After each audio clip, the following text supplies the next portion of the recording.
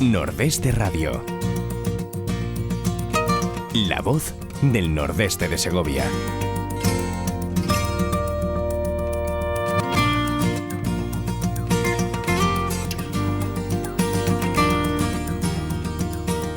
Amigos, muy buenos días. Ya estamos otra vez aquí con todos ustedes. Ahora nuestro programa de literatura e historia, y hoy vamos a entrevistar a dos grandes autoras y dos grandes obras. Miren, la primera va a empezar con una frase que dice: creo que me encuentro ante la mejor novela histórica de las que me he leído en el año. Esta frase la dice un conocido aquí del programa, que ustedes lo han oído varias veces en nuestros programas, que es Ramón Villa. Ramón Villa es el administrador del grupo Novela Histórica. Colabora también con la revista Zenda y Latina.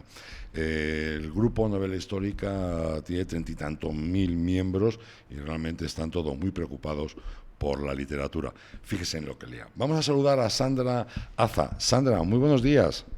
Muy buenos días. ¿Cómo estáis? Una buena frase de Ramón Villa, ¿verdad? Que cuenta perfectamente lo que es el libro.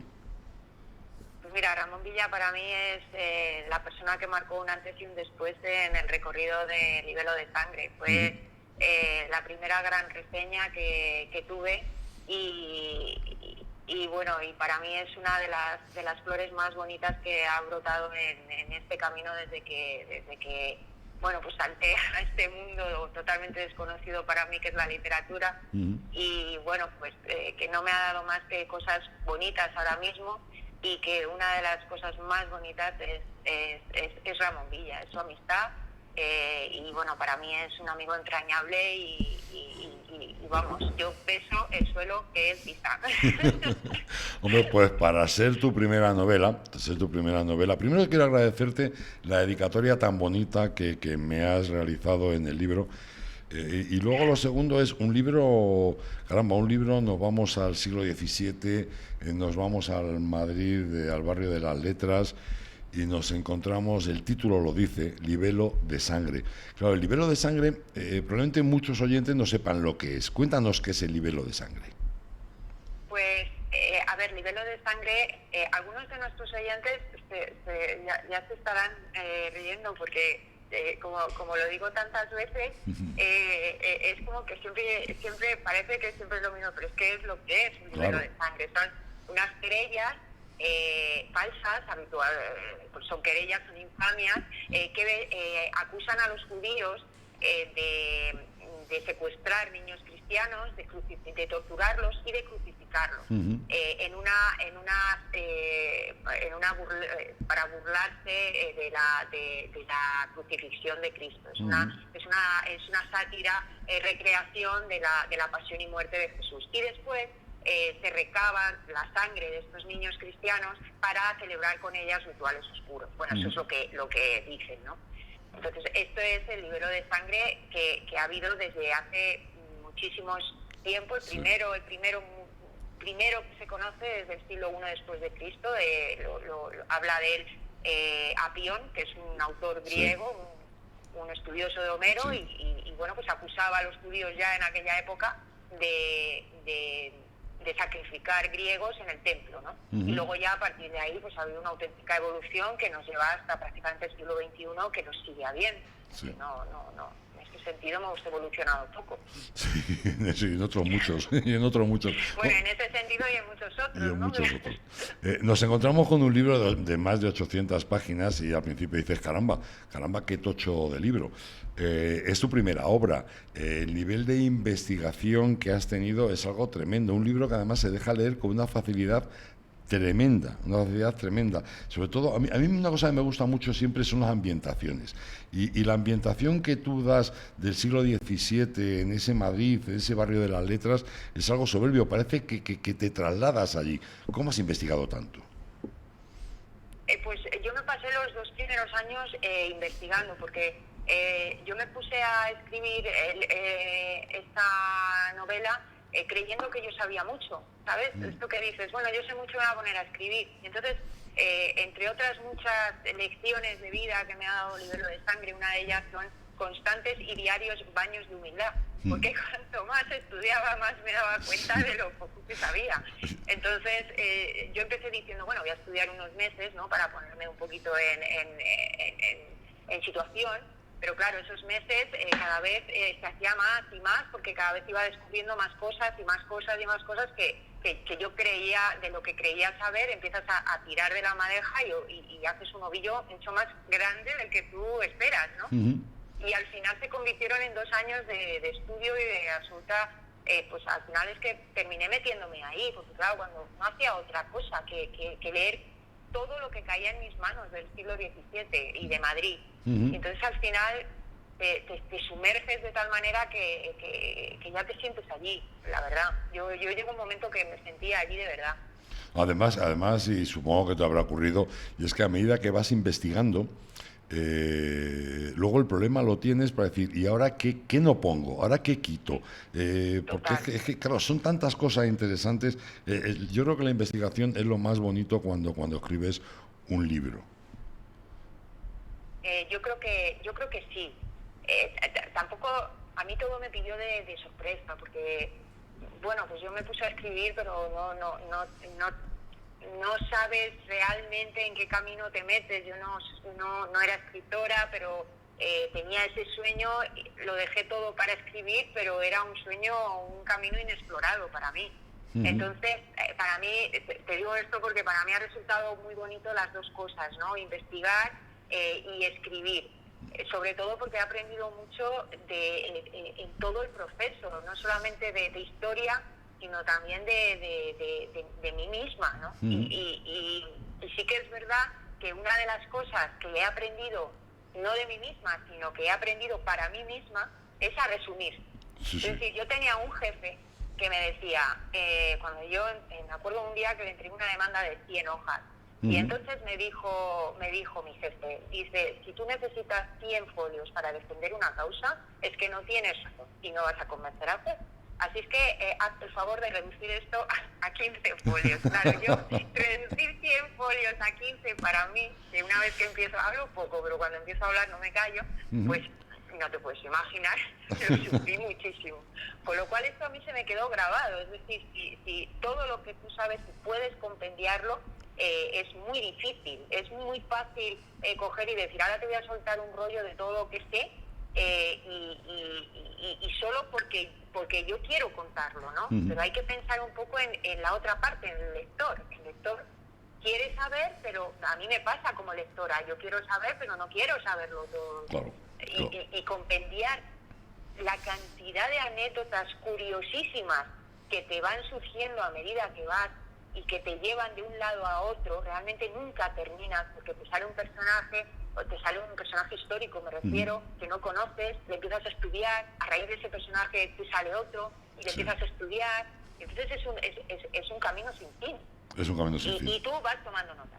Además, fíjate que nos estamos hablando del siglo XVII, estamos hablando del pleno siglo de oro, bueno, el siglo de oro, que luego fueron casi dos siglos de oro en el Madrid, y nos encontramos con una historia de que evidentemente a una pareja, está la Santa Inquisición, por supuesto, la acusan de un libelo de sangre, y es su hijo, el protagonista del libro, el que de alguna forma empieza esta aventura, ¿no? Su hijo Alonso, que es un chavalín de 13 años. ¿Y qué le pasa? ¿Qué hace? ¿Cómo lo inicia? Bueno, la verdad es que estamos en una... Sebastián, que es el padre de Alonso, es escribano, es cristiano, pero de raíces conversas. Y entonces todo se tercia a raíz de un testamento que ha de ser eliminado, y entonces al final culmina en que Sebastián y Margarita, su esposa, pues son arrestados por la Inquisición. Empieza un procedimiento inquisitorial en el que ellos se enfrentan el procedimiento inquisitorial, y paralelamente Alonso, su hijo de 13 años, que hasta el momento pues ha vivido muy cómodamente con los típicos problemas del adolescente, pues de repente se encuentra inmerso en los bajos fondos de Madrid, en un Madrid muy sórdido, muy oscuro, muy tenebroso para todos, y sobre todo para alguien que no está acostumbrado. y se encuentra con la necesidad desesperada de salvar a sus padres. Entonces, pues se enfrenta todo tipo de aventuras, comete todo tipo de temeridades que ponen de manifiesto pues la nobleza de corazón que tiene y el amor por su familia, ¿no? Y todo esto lo hace junto con un amigo que es la representación para mí más bonita de la amistad, que es Juan. Ajá. Y tiene otro amigo más. Además también ahí te metemos un poco el mundo de la picaresca también, ¿no? Exacto, sí. Juan y Antonio, que son los dos pícaros que ayudan a Alonso en todo este desierto, que lo atraviesan realmente con él hasta el final. Son dos pícaros que viven en la calle, y entonces a raíz de estos dos personajes metemos al lector en lo que son los bajos fondos de Madrid, el mundo del juego, el mundo de la picaresca, de la delincuencia gestada en el hambre, es decir, eran pícaros. Juan y Antonio son dos pícaros que no tienen ningún problema en robar naranjas, pero lo hacen o robar cebollas, lo hacen para comer. O sea, sí. Es una delincuencia nacida del hambre, ¿no?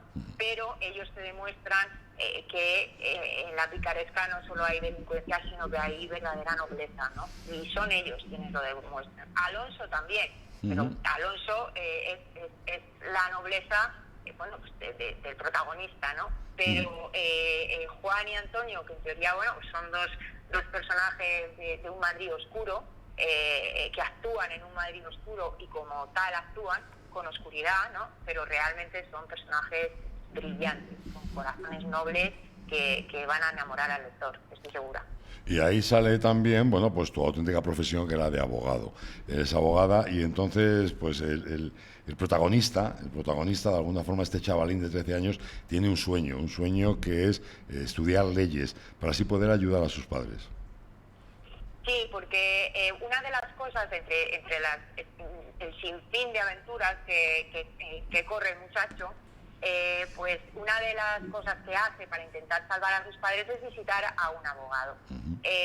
Visita a un abogado arriesgándose a todo, porque claro, él también lo persiguen. Entonces, dejarse ver delante de un abogado pues es muy peligroso, pero a él le da igual. Él va escondido, él se construye un aspecto tenebroso que no le vincule a ese adolescente que busca la Inquisición, de tal manera que un Alonso que es muy atractivo, muy gallardo, es guapo, un muchacho muy apuesto, se convierte a lo largo de la novela pues en un personaje oculto realmente, ¿no? Para que no le vinculen y no le reconozcan. Se presenta ante un abogado y el abogado pues al final le despide diciendo que no va a ayudar a sus padres.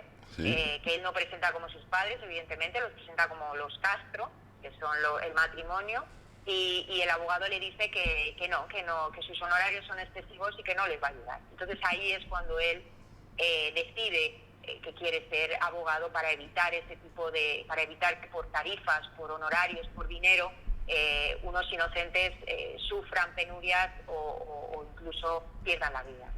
Madre mía, qué bonito. La verdad, créanme, empiezan con el libro y les va a costar dejarlo. Les va a costar dejarlo porque estás continuamente pendiente, estás descubriendo cosas, muchas cosas, porque además es lo que decía al principio, que para mí es importantísimo, es que parece que tú estás viviendo en ese Madrid del siglo XVII, parece que eres tú el que sienta esa humedad, esa oscuridad, me parece fabuloso. Yo de verdad lo más admirable del libro, aparte de que te chupas las 800 páginas sin darte cuenta, es sobre todo esa labor de investigación, de ambientación, ese contar el día a día de la gente que vivía en esa época en Madrid.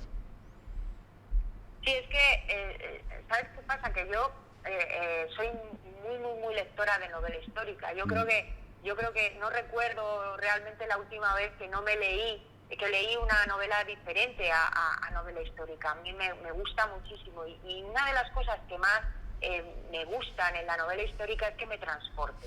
Es lo que más admiro en una novela histórica. Yo siempre, cuando leía novelas históricas, siempre decía, ojalá algún día yo pudiera escribir algo así, que transportara a la gente como este autor me está transportando a mí. Que me haga sentir así, que me haga cerrar el libro y echar de menos al personaje, decir, quiero estar con él, lo echo de menos, me lo voy a volver a leer porque necesito seguir con él, no puedo desconectar del libro. Siempre fue mi sueño, eso era lo que yo pretendía, y entonces cuando me planteé delante de lo que era el concepto novela histórica, yo tenía muy claro que la descripción del lugar, la ambientación, era importante, pero que también tenía muy claro que tiene que haber un equilibrio, porque como no ganes, como no respetes ese equilibrio, o te puedes pasarte por defecto o por exceso. Y eso es muy peligroso, tanto por exceso, porque te aburres, y por defecto también, porque al final no trasladas al lector. Porque si tú dices, vestía un jubón, pero a lo mejor hace falta un poco entrar en lo que es la indumentaria de la época. Vestir una basquiña, pues no todo el mundo sabe lo que es una basquiña. Claro. Entonces tienes que ver la manera de explicar lo que es una basquiña, pero dentro del momento de ambientación y sin desviar un poco de la historia, ¿no? Ese equilibrio para mí ha sido complicado, sobre todo por lo que te contaba antes de mi deseo de meterlo todo y saber que no podía hacerlo, ¿no? Sí. Todo lo que tenía apuntado, pues no podía. Tenía que dejar cosas en el tintero. Pero realmente cuando te encuentras con un libro como este, como El libelo de sangre, he mencionado antes las palabras de Ramón Villa, pero realmente estamos ante una de las mejores novelas históricas de los últimos tiempos, y así lo reconocen muchísima gente. Realmente cuando tienes una novela como esta, como El libelo de sangre de Sandra Aza, consigues algo que de alguna forma buscamos todos en la novela histórica, que es utilizar esa ficticia, esa imaginable máquina del tiempo que te traslada a esos tiempos y te hace vivirlos. Y eso lo consigues con una maestría soberbia. Y mi pregunta es, si esta es tu primera novela y has conseguido algo tan redondo y fabuloso, ¿cómo será la segunda? Pues no lo sé. No lo sé, estoy en ello, Eso te iba a decir. Estoy en ello, y bueno, pues no lo sé, yo voy a poner mi alma y mi corazón en esta segunda, como lo hice en la primera, ¿no? Yo me voy a volcar, estoy volcando, realmente es una dedicación absoluta. Yo siempre digo, es como un hijo adolescente, ¿no? Al final lo amas y lo odias, es como déjame en paz. Si estoy en el sofá viendo la tele, lo echo de menos. Si estoy aquí escribiendo, lo echo de más. Es decir, es como un hijo adolescente, ¿no?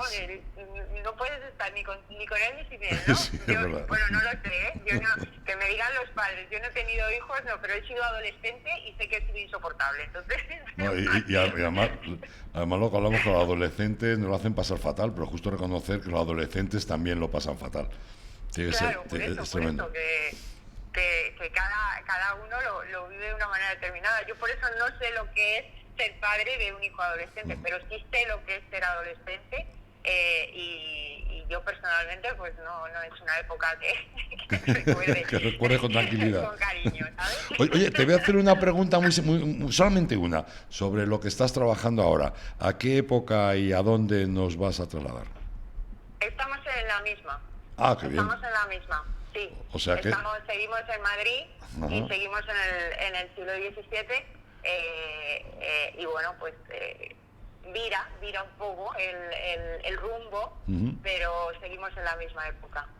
Qué bien. No me hagas hablar más, porque no, sí. De lo que todavía no está. Ya, pero... y estoy intentando no hacer spoilers de lo que ya está. Pero es que ten en cuenta que yo, la curiosidad, ya sabes, la malformación que tenemos profesionalmente, siempre estás preocupado por cotillear un poco más. Porque realmente la labor nuestra es esa, la de ser cotillas. Claro, no, claro, ya otra muy cosa. bien. Sandra Aza, Libero de Sangre, de verdad que enhorabuena por la novela, espero que pronto volvamos a hablar otra vez, incluso que retomemos más cosas de esta novela porque merece mucho la pena y en una sola entrevista no se puede cubrir todo lo que este libro nos cuenta. De verdad, muchísimas gracias. Muchísimas gracias a vosotros, a los lectores, a los oyentes, a todos los que habéis dado una oportunidad a mis letras y a mí. Y muchas gracias por tus palabras y por supuesto quedo a tu absoluta disposición para cuando quieras. Si quieres, mañana volvemos a hablar. Perfecto, pues lo tenemos en cuenta y seguro que hablaremos porque nos hará falta. Muchísimas gracias, Sandra, de verdad. Muchísimas gracias, un abrazo. Otro muy fuerte. Se lo recomiendo de verdad, Sandra Aza, Libelo de Sangre, una novela que le va a mantener enganchados desde el primer momento. Ahora les dejo con Claudia, que nos va a poner unas cositas y seguimos con otro tema también muy interesante.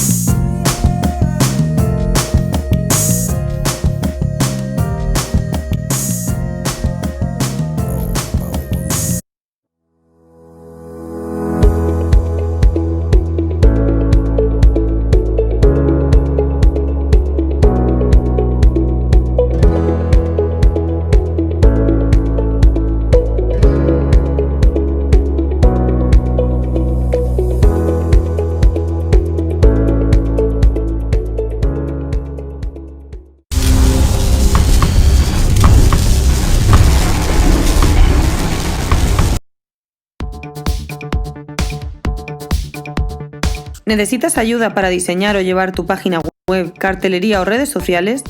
¿Quieres pasar tu negocio al mundo online y no sabes cómo? En Radio Argo y Más podemos ayudarte. No dudes en ponerte en contacto con nosotros al 671-091-098. Tenemos tu solución. 671-091-098.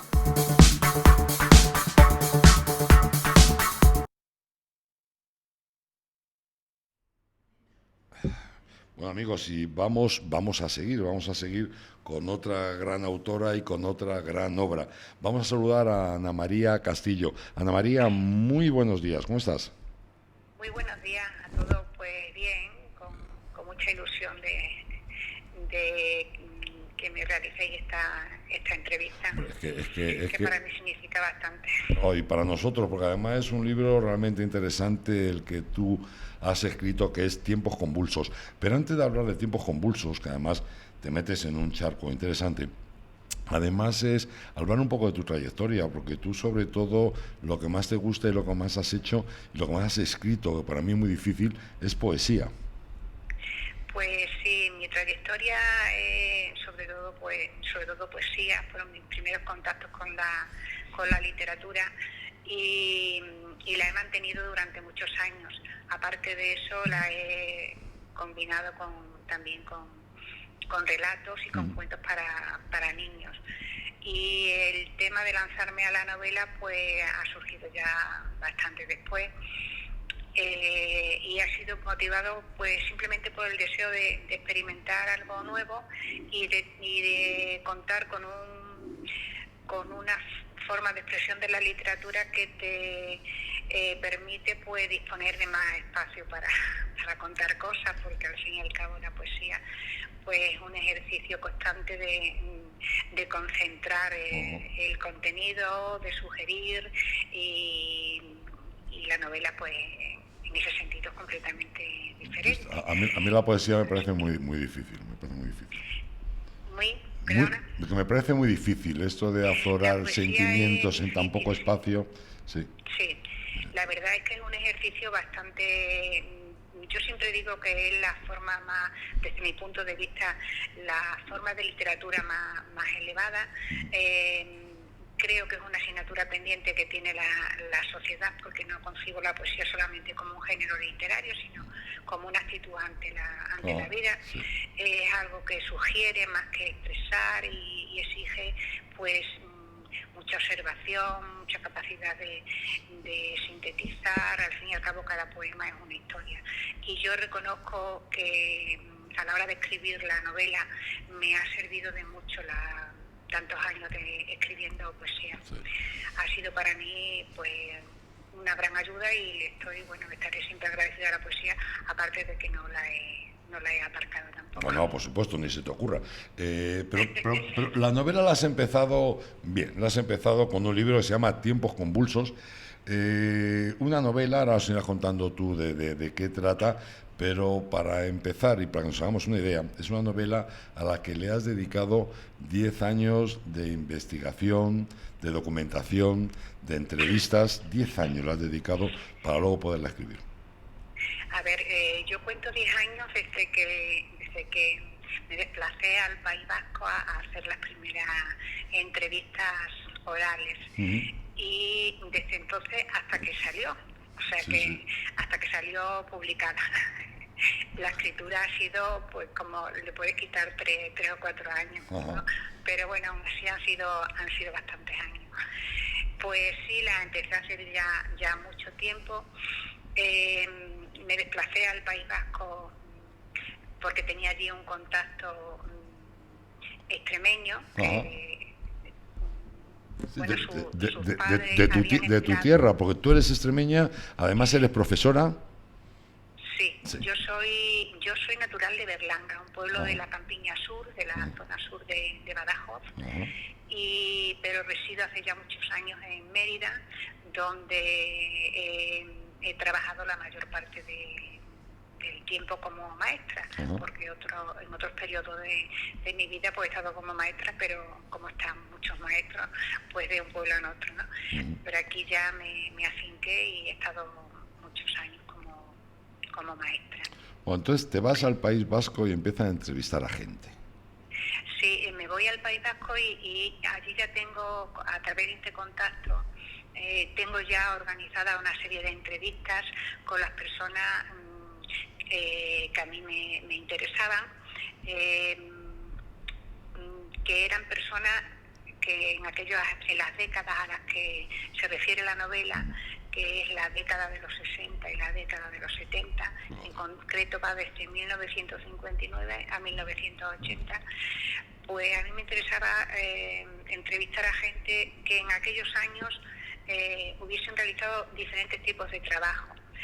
Entonces, pues claro, las entrevistas fueron numerosas. Pues entrevisté a curas obreros, emigrantes,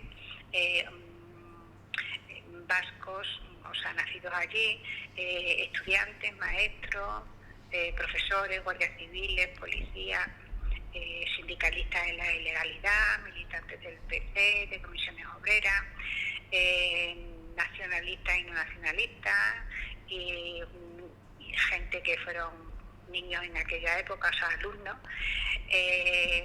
a mujeres también de guardias civiles y de policías, personas que trabajaban en los caseríos, y también a militantes, que esto fue un descubrimiento, porque yo desconocía su existencia, a movimientos cristianos obreros, que en aquella época fueron bastante importantes a la hora de encauzar todas las revueltas que hubo, de encauzarlas de una manera pacífica y de darle una formación al aluvión de inmigrantes que llegó del sur al norte. Y que son la OAC, a la que pertenece la editorial que me ha editado el libro, la JOC, que es Juventud Obrera Cristiana, y la JEC, que es Juventud Estudiante. Pero tú fíjate que está hablando de esta cantidad de gente que tú entrevistas, luego de alguna forma lo vas convirtiendo en personajes dentro de tu novela. Sí. Perdona, pero es que te escucho un poco, me un poco escuchas. lejano. A ver, ¿me escuchas ahora mejor? Espérate a ver si conseguimos colocar un poco esto. Vamos a ver. Yo no sé cómo me escuchas a mí, pero yo te No, escucho. a ti te escucho fenomenal. ¿Tú a mí me escuchas ahora mejor o no? Sí, ahora un poco mejor. Venga, a ver si lo conseguimos. No, te decía que, claro, todas estas entrevistas, todos estos personajes que tú vas conociendo, todas estas personas reales con las que tú vas conociendo, luego los tienes que ir convirtiendo en personajes dentro del libro. Claro. No solamente entrevisté en el País Vasco, también entrevisté aquí en Extremadura. Y después, aparte de eso, me tuve que documentar mucho por escrito. Y bueno, como mi intención era reflejar el día a día del pueblo, de las personas normales y corrientes, cómo se enfrentaron a esos tiempos tan convulsos, tan problemáticos, pues no tenía más remedio que ser una novela coral, con muchos protagonistas. Personajes secundarios, personajes principales, pero los personajes principales son bastantes. Y entonces, claro, pues lo que hice fue utilizar estas entrevistas para darle vida a mis personajes, algunos de ellos, de los personajes reales, fusionarlos en un solo personaje, otros, bueno, pues son totalmente ficticios, aunque también están basados en lo que me contaron. Claro. Pero podríamos decir que esta novela está basada, como lo dicen en algunas películas, en hechos reales. Hechos reales, sí, yo lo creo. En hechos reales y bien reales, sí. De hecho, toda la historia se desarrolla en un pueblo, en un pueblecito pequeño, pesquero. Se desarrolla en un pueblo pesquero del País Vasco. Ajá. Y termina en un pueblo de Extremadura. También hay una parte de la novela que se desarrolla en París. Sí. Otra parte pero vamos, la de París tiene más extensión, pero también hay partes que tienen que ver con Brasil y bueno, pues por demanda de los personajes. Tú de alguna forma has dado hueco a una cantidad enorme de personajes que vivieron en aquellos tiempos, o que han vivido unas situaciones que a nosotros posiblemente ahora nos costaría mucho entender. Y yo te pregunto, después de haber visto a tanta gente, haber escuchado a tantas personas, ¿tú entiendes realmente lo que ocurrió y por qué ocurrió en aquella época? Pues yo entiendo, sí, claro que lo entiendo. Yo ya iba con algún comentario, porque el que se me ocurriese precisamente este tipo de novela, de temática, no fue algo así gratuito ni que surgiera de la noche a la mañana. Yo ya había escuchado a la historia de algunos amigos que viven aquí y que habían estado trabajando en el País Vasco, si no exactamente en esas décadas, pues en décadas muy, muy cercanas. Y me comentaban, yo tenía mucha curiosidad por conocer el sentimiento de primera mano de la gente, tanto la gente autóctona del País Vasco como los emigrantes y los descendientes de los emigrantes, porque como la novela ocupa las 2 décadas, pues también son varias generaciones las que pasan a través de ella. ¿Y qué me he encontrado? Pues me he encontrado con personas, primero los emigrantes lo pasaron mal, en cuanto a lo que es la adaptación al ambiente social, al ambiente con el que se encontraron, porque de alguna forma eran ridiculizados, los llamaban a todos cacereños, aunque no fueran de Cáceres, por ejemplo. Y bueno, pues me contaban chistes que aparecen en alguno de ellos en la novela, que decían durante el trabajo cuando ellos pasaban. Sin embargo, no todos los vascos trataban a los emigrantes así. Luego estaban los de estos grupos que yo comento, que se dedicaban, bueno, pues a dar testimonio de la vida del Jesús obrero, ¿no? Entonces estos militantes, pues estaban muy pendientes de la labor de apostolado, de acogimiento y de preparación. Entonces en ellos encontraron bastante apoyo, incluso algunos que llegaban, algunos no, muchos que llegaban analfabetos sin saber leer y escribir, pues recibieron una formación y una cultura que les permitía saber expresar de un modo bastante claro sus opiniones, y eran escogidos a la hora de las primeras comisiones obreras que se formaron en las empresas. Ellos eran los escogidos para ir a reclamar a los jefes, porque los demás obreros sabían que ellos iban a ser capaces de expresar las opiniones como las tenían que expresar, y también porque de algún modo estaban protegidos un poco por la Iglesia, aunque esta parte de la Iglesia obrera pues no era bien vista por la otra parte, ni siquiera por el caudillo, pero bueno, algo de protección tenía. Me he encontrado con que guardias civiles y policías nacionales que eran enviados allí, pues yo diría como conejillos de India, porque en realidad eran bastante jóvenes y pues lo pasaban muy mal, los cuarteles estaban en muy malas condiciones. Realmente a la Guardia Civil que fueron allí se les dejó muy abandonados, incluso funerales, historias. Civil, ¿perdona? Que se les dejó muy abandonados allí. Se les dejó muy abandonados, sí. Ellos, yo a los que he entrevistado se quejaban de que el sueldo desde luego era bajísimo. Ellos mismos se tenían que pagar el uniforme. Y lo más doloroso de todo no era eso, lo más doloroso era el aislamiento en el que vivía, el desprecio que sentían por parte del resto de la sociedad.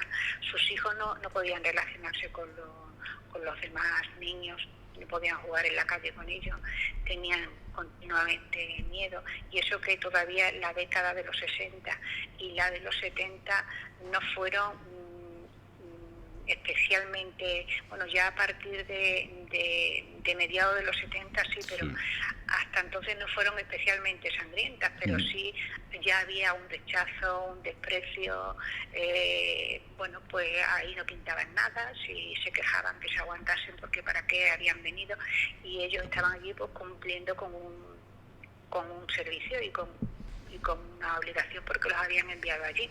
También me he encontrado con hechos de militares o de policías, mejor dicho, que bueno, que también fueron especialmente violentos, porque en todos los cuerpos pues hay de todo, ¿no? O sea, está claro. no todo es oro. No, está claro. Pero todo esto pues sí me sorprende, y me sorprende además no solamente que venga de boca de los propios guardias civiles o policías, sino incluso de vascos que reconocen, a mí me reconocían, que ellos a veces pensaban qué mal lo tenían que pasar esas personas. Y muchos de ellos, la gran mayoría de los que yo he entrevistado, eran contrarios al tema, no declaradamente al tema del nacionalismo, sino al tema de la violencia en la que luego fue a desencadenar el tema de ETA, porque sus principios no era especialmente violenta, pero como fueron luego desarrollándose los acontecimientos, la mayoría de los vascos no eran partidarios. Lo que pasa es que había mucho miedo. Sí, había mucho miedo y la gente tragaba así, ¿verdad? A manifestarse. Los movimientos políticos, me explico, los políticos de aquel entonces tuvieron mucho que ver en lo que estuvo ocurriendo allí. Pues, a ver, eso no lo sé, porque yo a los que he entrevistado pues se movían todos en la ilegalidad. Por ejemplo, el PCE, pues ellos estaban ilegales, se movían mucho, buscaban mucho el apoyo internacional, pero también dentro del partido había pues discusiones y había diferencias que llegaron a desembocar en que algunos dirigentes pues se autoexiliaran y se fueran a Francia y montaran lo que fue el juego ibérico.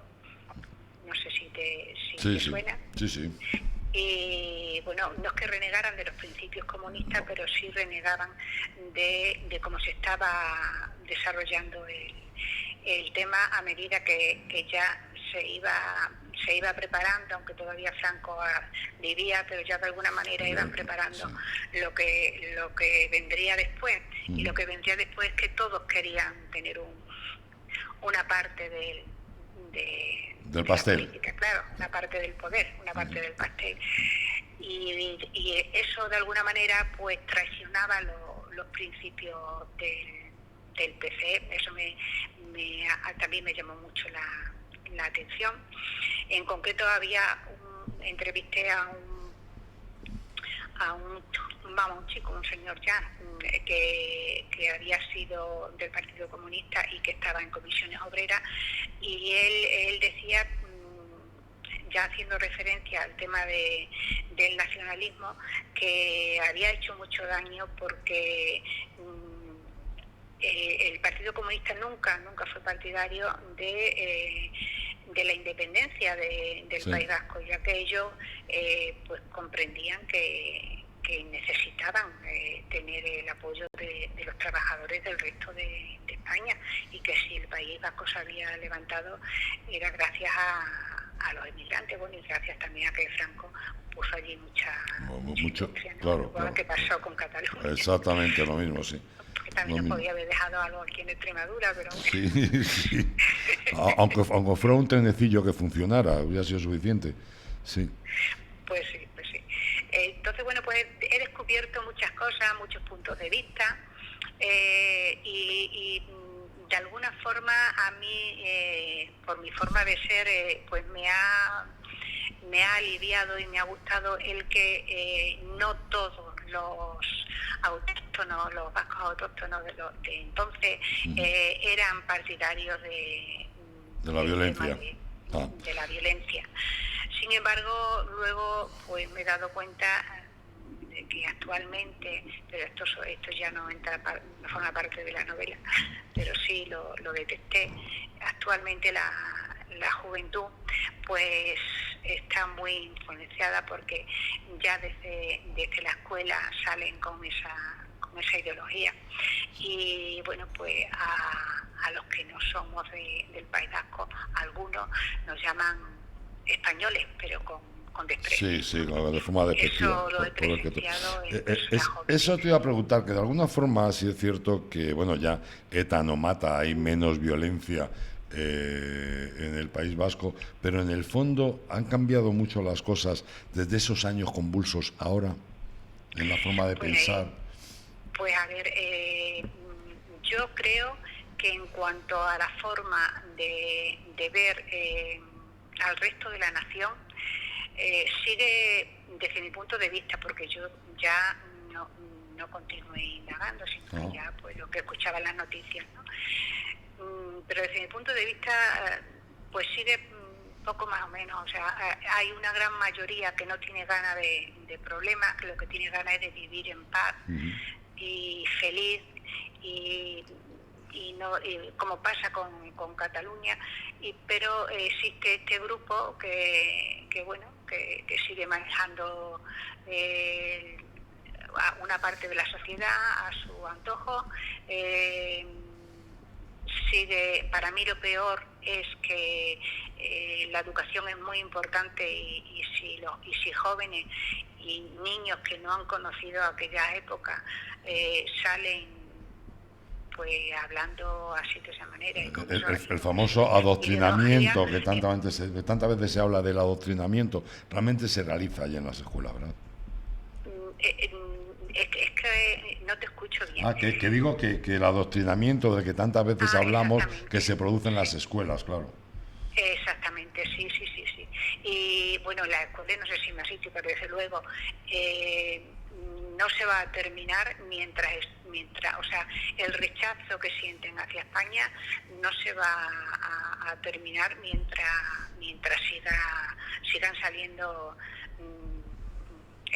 siga existiendo ese semillero, como aquí en mi novela hay un capítulo que se llama La escuela semillero de ideología. Sí.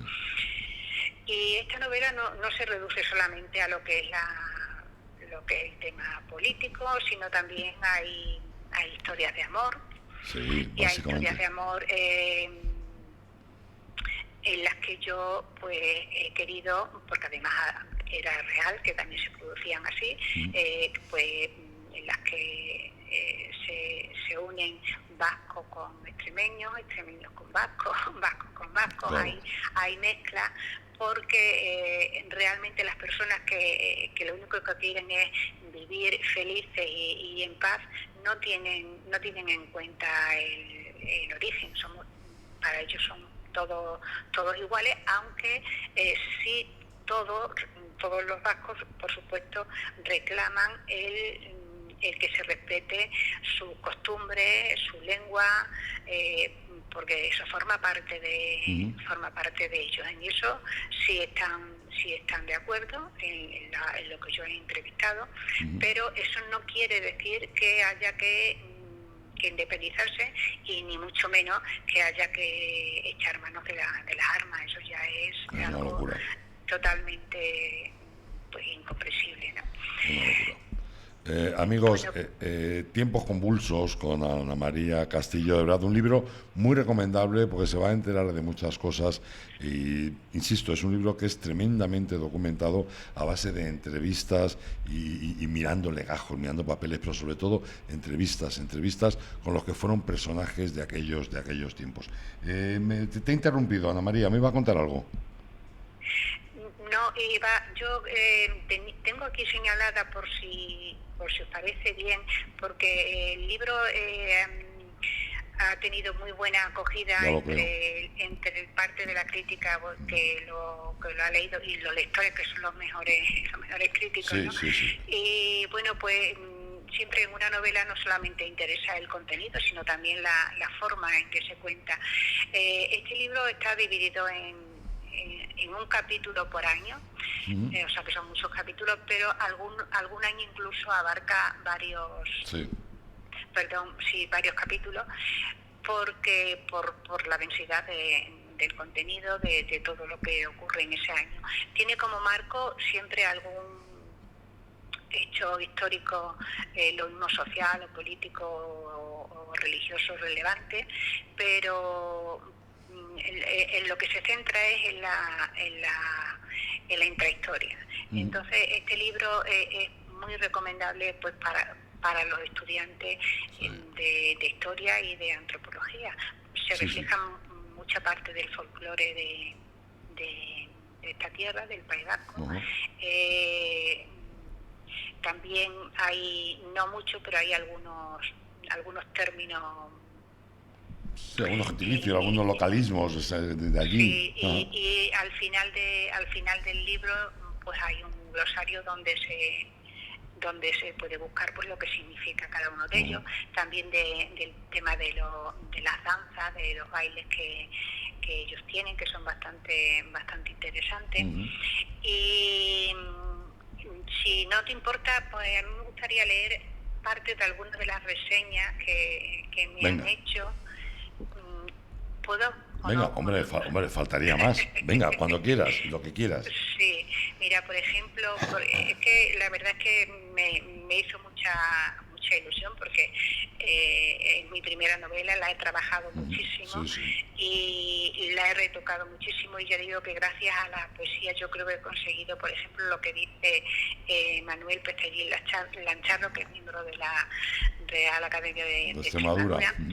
Sí. Y además él también es escritor, profesor. Sí, es escritor, ha sido profesor también, crítico literario, y bueno, es un personaje en el mundo de las letras de Extremadura. Y escribió una reseña en el Hoy y en su blog que la tituló Desde Extremadura al País Vasco, y subraya que estamos ante una novela muy trabajada, bien documentada, de prosa ágil y cuidada, y los distintos personajes muy bien definidos. Una obra muy interesante, escrita además para un amplio abanico de lectores a los que no dejará indiferente. Me interesa bueno, dice más cosas, ¿no? Pero me interesa de esta crítica el hecho de lo de la prosa ágil, porque una temática tan densa para que se pueda leer con tanta facilidad, que es lo que me comentan todas las personas que la han leído, pues tiene que estar muy bien trabajada, y para esto para lo que yo me refiero, hago referencia a la poesía. Gracias a mi práctica como poeta, yo he conseguido darle esa agilidad a la prosa. Sí, porque además... Está escrita en presente para darle más cercanía, para que el lector se sienta más cercano al acontecimiento. Tiene mucho diálogo. Tiene también descripciones, pero no descripciones demasiado extensas, y en las descripciones en las que sale pues un poco lo que es mi vena poética, ¿no? Y sirve un poco también las descripciones para suavizar algunas situaciones especialmente convulsas, como dice. La verdad es que es un libro realmente interesante, un libro que no tiene ningún tipo de sesgo, simplemente la exposición de unos hechos, y se utiliza unos personajes para contar lo que allí ocurrió. Ana María Castillo, Tiempos convulsos, dime. No, sí, no, perdona, sí, exactamente lo que allí ocurrió, y además no me recreo de un modo morboso en las situaciones. Se reflejan perfectamente, pero no me recreo de una forma morbosa en los acontecimientos trágicos, aunque estén allí representados. Y lo mejor de todo es que dejo una puerta abierta a la esperanza. Eso no hay que perderla nunca. Que no hay que perder nunca la esperanza. No, y si me permiten, me gustaría leer un texto en el que yo le hago un homenaje a las mujeres de esta novela. Venga. Porque en realidad, aunque sea de un modo así no muy que no se refleje muy claramente, pero si ahonda en la novela, pues lo comprende. A ver, el grupo de mujeres, desde el silencio, el dolor, la alegría, la renuncia, el trabajo, la intuición, el amor, la amistad, el compromiso con la verdad y la justicia, sostienen el desarrollo de los hechos, facilitan el encuentro de unas con otras y la apertura de miras. Ellas hacen posible que los conflictos se resuelvan felizmente, y que, por muy terribles que sean los hechos ocurridos, a través del arrepentimiento y el perdón pueden acortarse distancias. Aunque el olvido sea imposible, sí se pueden cicatrizar heridas y hacer posible la convivencia. Esto lo consiguen las mujeres a lo largo de la novela. Otro hecho a destacar, y ya si no tenemos tiempo dejo, otro hecho a destacar es que a valorar en la novela es que es como un puzzle en el que todas las piezas encajan. Sí. Entonces, aunque haya personajes que a lo largo de la novela parece que van desapareciendo, luego vuelven a aparecer y se entiende el sentido por el que han aparecido en un principio. De modo que es como una trama, como un tejido en el que ningún hilo sobra, todos son necesarios para conformar la novela, a la que yo llamo también una novela circular, porque empieza con la migración del sur al norte y termina con la migración del norte al sur, al principio por motivos de supervivencia económica, y al final por motivos de supervivencia de proteger la propia vida. Pues amigos, yo les recomiendo esta obra, Tiempos convulsos, de Ana María Castillo. Realmente merece mucho la pena. Ana María, es una pena que aquí en la radio el tiempo vaya a la velocidad que va, y siempre nos quedamos con ganas de más. Volveremos a hablar, ¿te parece? Pues cuando ustedes quieran, yo estoy dispuesta, y animo a a la gente a que las quiera, porque la verdad es que vamos, que no va a defraudar a nadie. Está escrita para un amplio abanico de lectores y es un libro de lectura muy importante para historiadores y antropólogos y para todo el que quiera conocer cómo hemos llegado a los tiempos que tenemos ahora, que sobre nos todo han regalado. Una novela con una gran labor de documentación, Tiempos convulsos, de Ana María Castillo. Ana María, muchísimas gracias por habernos atendido. Muchísimas gracias a vosotros, un abrazo. Otro muy fuerte, hasta luego. Hasta luego. Bueno, amigos, pues han visto, yo creo que son dos libros altamente recomendables, tanto El libelo de sangre de Sandra Aza como Tiempos convulsos de Ana María Castillo. Si algo que nos encanta a todos es leer, nos traslada a tiempos, nos traslada a situaciones y lo pasamos realmente bien. Y además, sin darnos cuenta, aprendemos. Mañana a las 11 estaremos aquí esperándoles otra vez. Claudia, muchísimas gracias por todo. Y amigos, un abrazo muy fuerte de Ezequiel Triñaki. Hasta mañana, amigos.